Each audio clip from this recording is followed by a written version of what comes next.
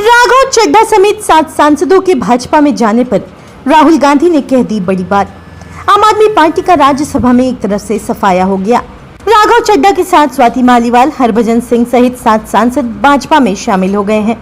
वहीं इन नेताओं के भाजपा में शामिल होने पर विपक्ष के सभी नेताओं ने ऑपरेशन लोटस पर तगड़ा हमला बोला है। इसी कड़ी में अब लोकसभा में नेता प्रतिपक्ष राहुल गांधी ने भी भाजपा अलकमान पर जोरदार निशाना साधा है और इसे विपक्ष की आवाज कमजोर करने की सोची समझी रणनीति बताई है।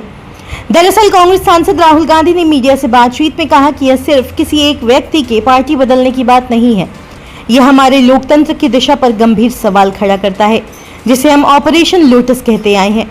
अब वह नए रूप में सामने आ रहा है, जहां राजनीतिक अस्थिरता को बढ़ावा दिया जा रहा है।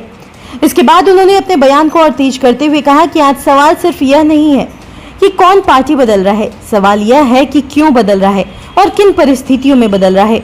बता दें, उन्होंने आगे कहा कि हमने बार बार यह कहा है कि संस्थाओं की स्वतंत्रता लोकतंत्र की रीढ़ होती है, लेकिन अगर सीबीआई और ईडी जैसी संस्थाओं का इस्तेमाल राजनीतिक दबाव के तौर पर होता है तो यह सिर्फ विपक्ष का मुद्दा नहीं रहता, यह पूरे लोकतंत्र की विश्वसनीयता का सवाल बन जाता है। बताते चले राहुल यही नहीं रुके। उन्होंने आगे कहा कि गृह मंत्री और प्रधानमंत्री को यह समझना होगा कि डर और दबाव की राजनीति से लोकतंत्र मजबूत नहीं होता। अगर राजनीतिक बदलाव स्वतंत्र नहीं बल्कि दबाव में होते हैं तो जनता इसका जवाब समय आने पर देगी।